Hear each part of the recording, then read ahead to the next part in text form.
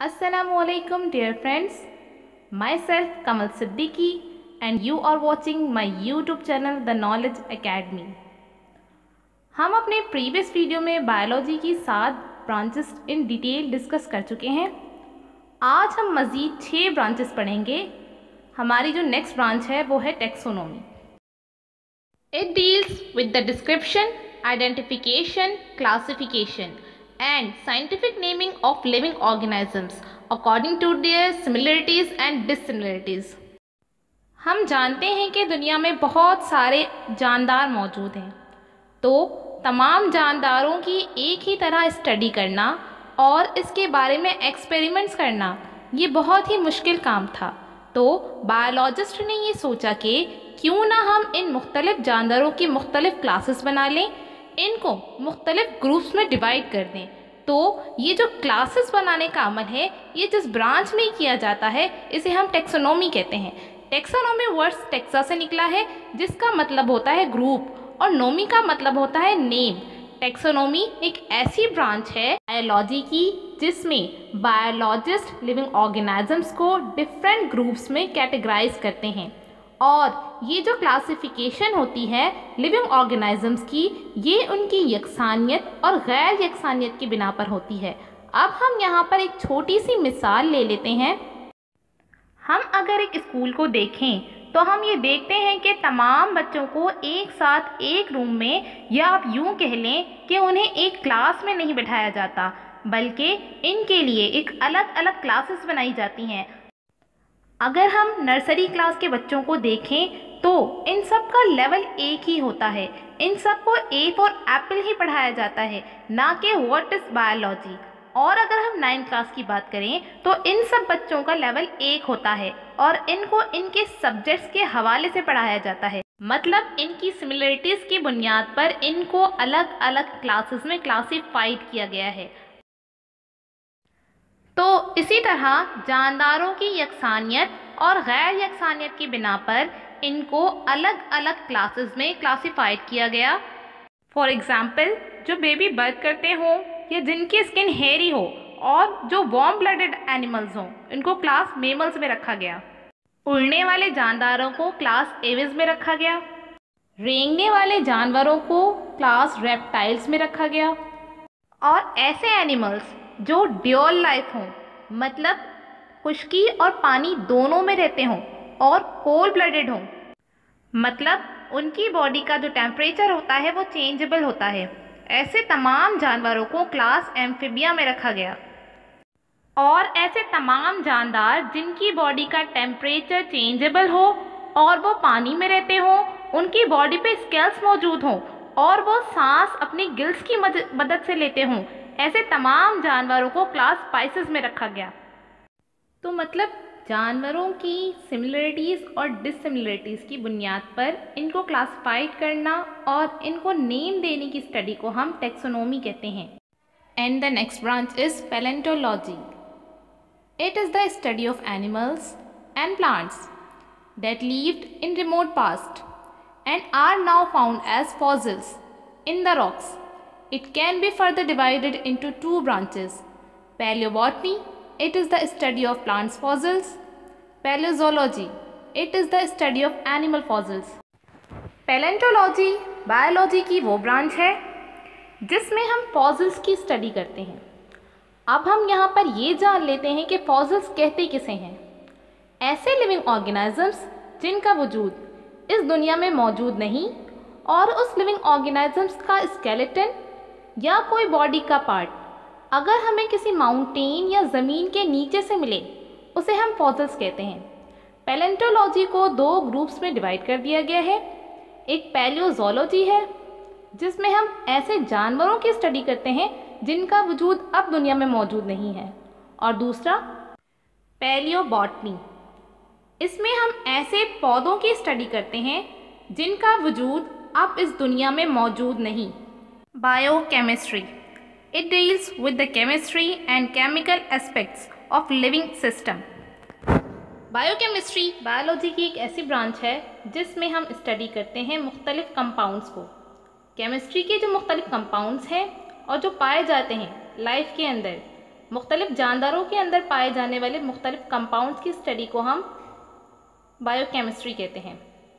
और जो केमिस्ट्री के मुख्तलिफ कंपाउंड्स हैं उसे यूज़ करते हैं मुख्तलिफ जानदारों के लिए। इसके अलावा डिफरेंट लिविंग ऑर्गेनिजम्स के अंदर होने वाले मुख्तलिफ केमिकल प्रोसेस की भी स्टडी हम बायोकेमिस्ट्री में करते हैं।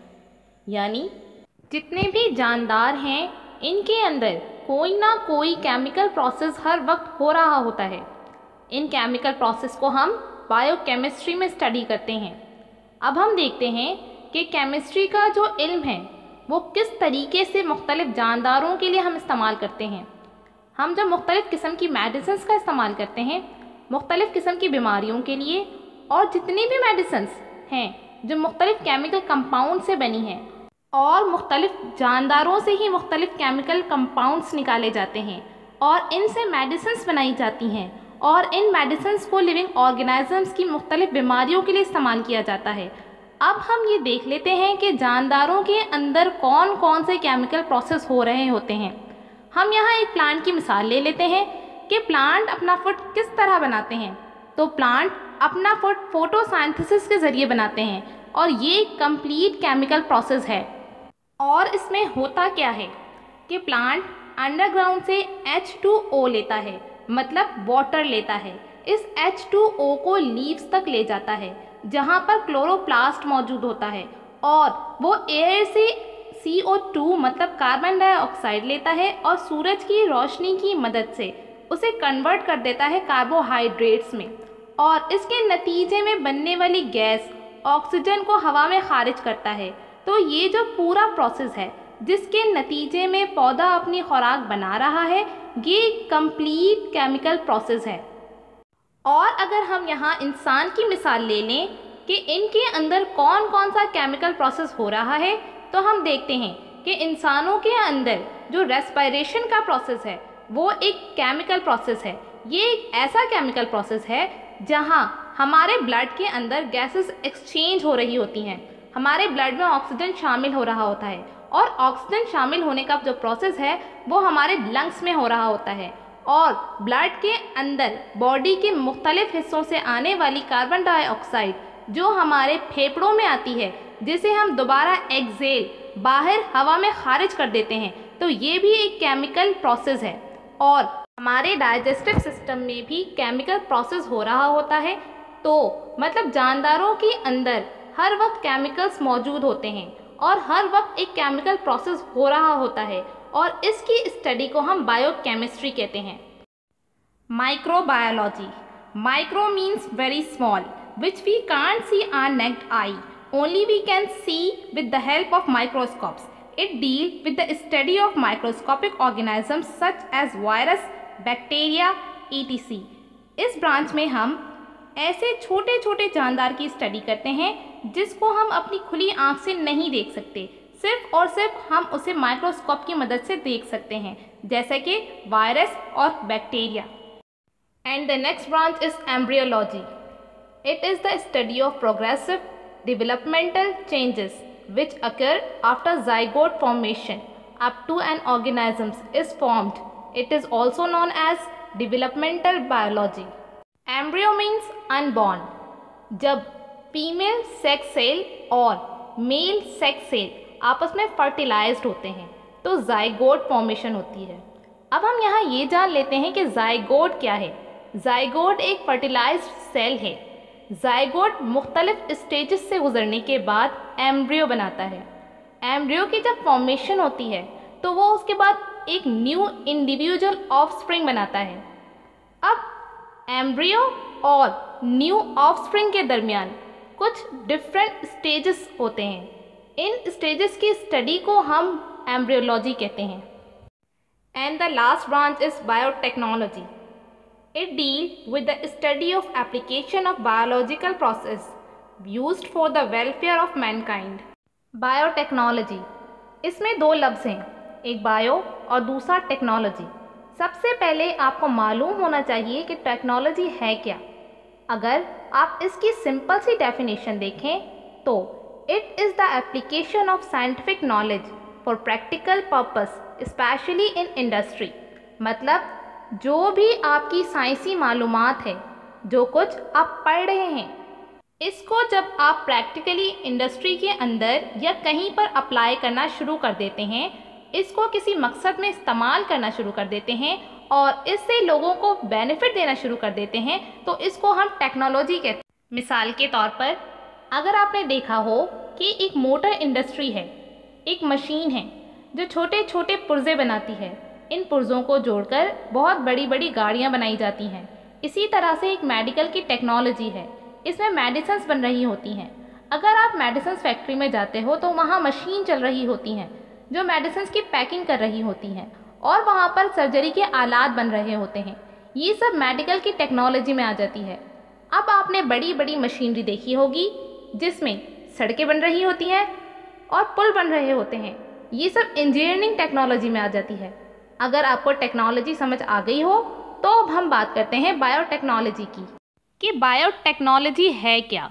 बायोटेक्नोलॉजी आप यूँ कह लें कि बायोलॉजिकल साइंसेस में जो भी टेक्नोलॉजी है, इसको लोगों के लिए फ़ायदे के लिए इस्तेमाल करना, लोग इससे फ़ायदा हासिल करें, लोग इससे मैनिपुलेट करें, लोग इससे बेनिफिट हासिल करें, इसको हम बायोटेक्नोलॉजी कहते हैं। मिसाल के तौर पर जैसे बैक्टीरिया है, हम बैक्टीरिया को इस्तेमाल कर रहे हैं, इससे इंसानों के लिए बहुत सारी चीज़ें बनाई जाती हैं, जैसे कि इंसुलिन बनाए जाते हैं, जैसे ग्रोथ हार्मोन्स बनाए जाते हैं, और बैक्टीरिया को हम एंटीबायोटिक्स बनाने के लिए इस्तेमाल कर रहे हैं। और इन सब का फ़ायदा हासिल कर कौन रहा है? इन सब का फ़ायदा हासिल इंसान कर रहा है। इन सब चीज़ों को इंडस्ट्रियल पर्पस पे या कमर्शियली इसको प्रोड्यूस किया जाता है। तो इस सब के लिए बहुत बड़ी बड़ी लैब्स बनाई जाती हैं, बड़े बड़े इस तरह के इदारे बन जाते हैं जहाँ ये सब काम किया जाता है। इसकी स्टडी को हम बायोटेक्नोलॉजी कहते हैं। अब हम एक डबल रोटी की मिसाल ले लेते हैं। अगर हम ये देखें कि इसको कैसे बनाया जाता है, तो इसका बहुत सादा सा फॉर्मूला है, यानी आटे को गूंथकर इसको तंदूर में रखा जाता है और वहाँ वो डो राइस करता है और इससे एक डबल रोटी बनकर आपके सामने आ जाती है। लेकिन इस डो को तंदूर में रखने से पहले एक ख़ास किस्म का माइक्रो ऑर्गेनिज्म इस्तेमाल किया जाता है जिसको ईस्ट कहते हैं। ये ईस्ट करता क्या है? ये ईस्ट आटे के अंदर ग्रो करता है और ग्रो करने के साथ साथ इसके अंदर कार्बन डाइऑक्साइड गैस प्रोड्यूस होती है। अब आपने देखा होगा कि डबल रोटी का एक ख़ास टेक्सचर है, इसके अंदर छोटे छोटे सुराख होते हैं। ये सुराख बेसिकली हैं क्या? ये सुराख हैं जो ईस्ट ने कार्बन डाइऑक्साइड प्रोड्यूस की है और इस कार्बन डाइऑक्साइड गैस ने वो सुराख पैदा किए जिससे आपकी डबल रोटी सॉफ्ट हो जाती है। अब इस डबल रोटी को बनाने में ईस्ट इस्तेमाल हुई। हज़ारों साल से लोग रोटी बनाने के लिए ईस्ट का इस्तेमाल कर रहे हैं। तो ये भी एक बायोटेक्नोलॉजी है क्योंकि इसमें भी हमने माइक्रो ऑर्गेनिजम्स को लोगों के बेनिफिट्स के लिए इस्तेमाल किए। तो इसकी स्टडी को हम बायोटेक्नोलॉजी कहते हैं। Thank you for watching my video. Do like, share and subscribe.